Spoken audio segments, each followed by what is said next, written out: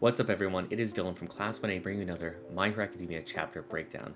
This week we have chapter 351, 2 Flash Fires. Okay, so normally covering fight chapters is a little bit difficult because it's mostly just cool moves being exchanged and it's really awesome to watch, but it's a little bit difficult to talk about. But this one has some amazing revelations, we can go so deep into this, there's some real meat here, so let's get into it.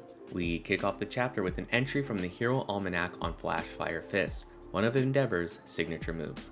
And I just want to talk about how Horikoshi lands his story here with Endeavor. So he uses fire a lot, both as Endeavor's quirk and his main ability, but also as a theming device here. So if you look at Endeavor and how he operates, he's burning hot all the time with literal fire and leaving a wake of destruction wherever he goes, very literally, but also figuratively as well. That's also reflected here too about how he views things outwardly, because in a literal sense, if you're in fire, it's heating up the air, and the air kind of shimmers and distorts you a lot, in a literal sense. But in the figurative sense, he also has that view on his family, like all the things that he's done in the past, it's through this weird distorted lens. Back in the fight, Dabi begins to heat up and attacks with a Flash Fire Fist, Hell Spider. And so here you see the statue melting, and I don't want to get into the scientifics of it because I think it kind of breaks the logic here, but regardless, he is burning absolutely hot here. And I just want to break down Flash Fire Fist a little bit and talk about what goes behind it, because in it itself is not like an attacking move, it's more of like a power-up move. So you use Flash Fire Fist to concentrate a bunch of heat into one location, and then you use that as a follow-up move. So whenever you see any of the Todorokis use this, it's always a follow-up afterwards to something else. So you might have Hell Spider,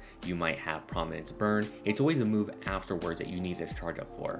And you can basically just think of this like going Super Saiyan. So in this move here, you see Dabi charge up the ability and then use Hell Spider, kind of like what we saw with Endeavor in the high-end fight. The only difference here is Dabi's very imprecise with it and kind of just slings it all over the place. It's very sloppy but very powerful. But this isn't enough to stop the heroes because the Endeavor sidekicks block the attack and give Shoto an opening for his counter.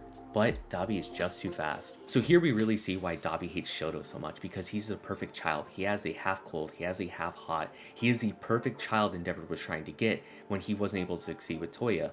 Now the issue here is that Dabi really wanted to pursue that and he wanted to please Endeavor, but he couldn't.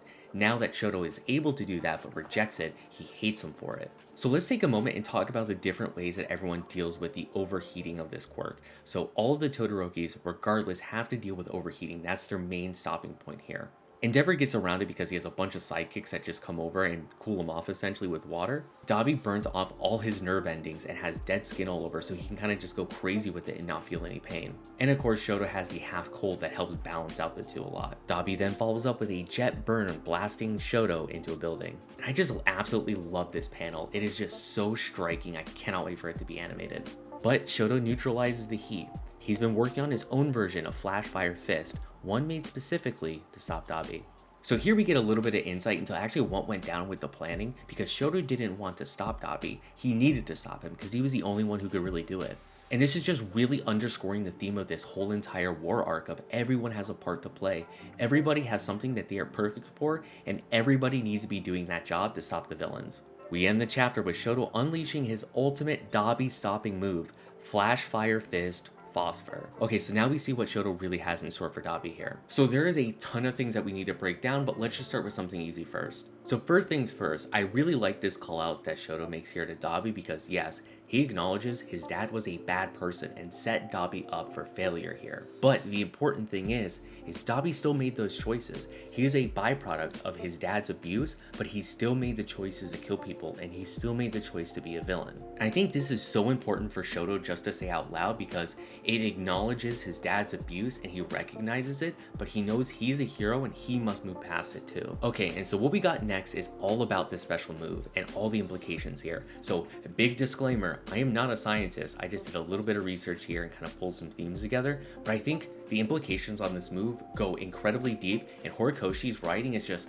10 out of 10 for this one. So the ability is called Phosphor. Now obviously this kind of ties into Phosphorus, and there are two main types of Phosphorus, white Phosphorus and red Phosphorus. So white Phosphorus, you might have heard it because it is used in war. It is like an illegal thing to do in war because essentially it just burns so hot that it burns through everything possible. You put it, you send this to a town, it burns the whole town down.